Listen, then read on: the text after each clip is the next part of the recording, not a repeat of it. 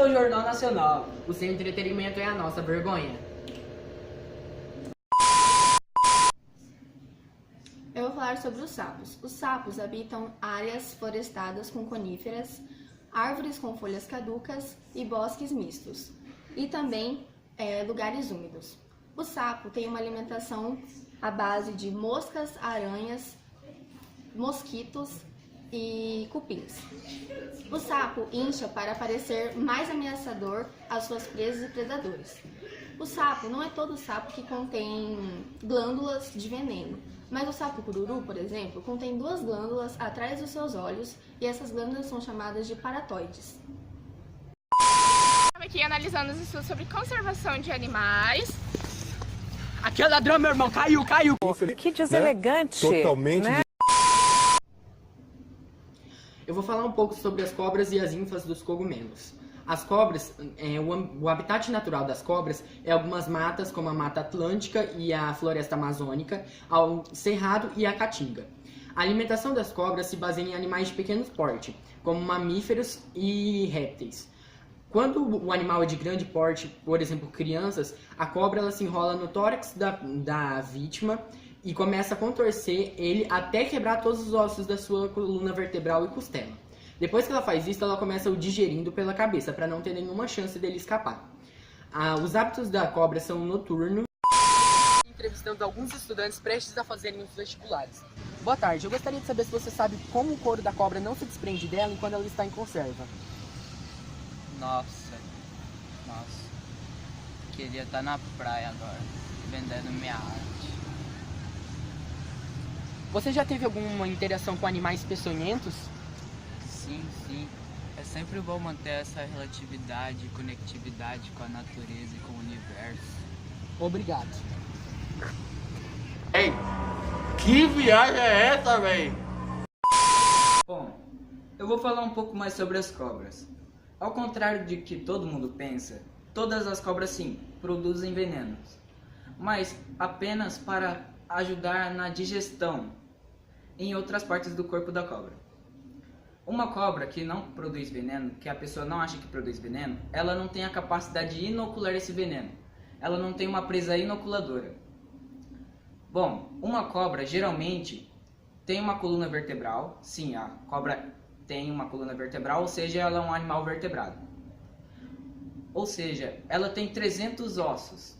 300 ossos, desde costelas, que formam todo o seu corpo, que esse corpo é altamente elástico, ela consegue manusear ele muito bem, e além da cabeça e dos outros ossos, assim formando os órgãos, tecido, escamas, outras coisas, etc. E Aqui na Praça Central de Cidrolândia, eu vou fazer umas perguntas para essa moça que está passando aqui. O que você entende sobre as cobras? Eu não sei nada disso. Senhora? Não, você é burro, cara, que loucura. Como você é burro. Que coisa absurda. Isso aí que você disse é tudo burrice.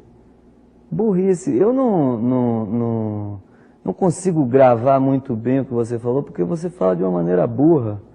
Entendeu? Boa tarde. Hoje irei falar sobre o reino plantae e reino fungi, sobre o porco, os órgãos do porco, a cobra e do sapo e os animais em conserva. Vou começar falando sobre os órgãos do porco.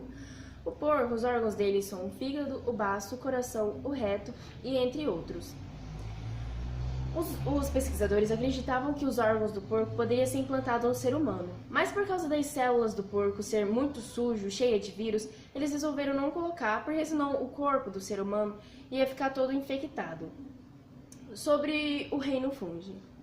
O reino fungi são organismos eucariontes, unicelulares ou pluricelulares e são encontrados em qualquer tipo de ambiente. No reino fungi podemos encontrar fungos, cogumelos, mofos, líquens e etc. Por algum tempo, o fungi foi considerado do reino plantae por possuir características quase 100% semelhantes, mas não era 100% semelhantes, pois ele não possuía o pigmento verde, que é dado pela clorofila, que fazem o processo da fotossíntese. Então, ele é heterótrofo. Sobre o reino plantae. O reino plantae, ele possui o processo da fotossíntese, então ele é autótrofo e o corpo dele geralmente é feito por frutas, como árvores, as árvores frutíferas. Possui o tronco, que é a sustentação, a raiz, que é onde ocorre a vitamina da planta, o fruto, que é onde guarda a semente, e a folha, que realiza o processo da fotossíntese. Pronto. Aqui a gente tem uma espécie de planta chamada Garambrinton mastácea. A Anabelle vai falar um pouco mais sobre dela pra gente. Então, temos aqui a Garambrinton mastácea, que a gente podemos encontrar só no bioma pantaneiro. E pode tocar pra você ver como que ela é macia. Dá um foco aqui pra mim, por favor. As ínfas dos cogumelos são filamentos microscópicos encontrados dentro do corpo, da cabeça, do corpo e do caule. Além de elas ser corpos microscópicos, ela contém alguns poros que são responsáveis pela reprodução para gerar novos cogumelos. E agora, Zelda Merda trará notícias diretamente de Boston, Estados Unidos, sobre os aracnídeos. Boa noite, estou diretamente de Boston, Estados Unidos, em um hotel 5 estrelas. Hoje eu vim aqui falar exatamente sobre os aracnídeos. Os aracnídeos geralmente possuem 4 patas.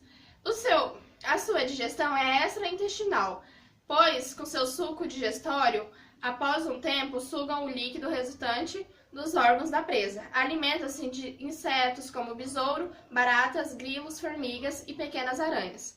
Seu tamanho é de geralmente 20 a 30 centímetros.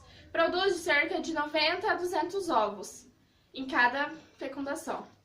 Ela faz suas casas próximas a raízes de árvores e pedras, revestindo com suas teias. Você gostou da nossa explicação? Bem louco, forgante.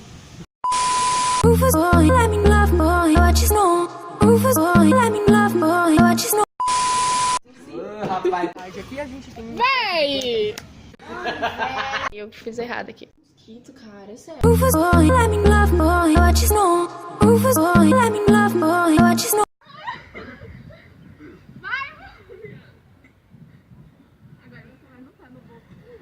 If you get to hear me now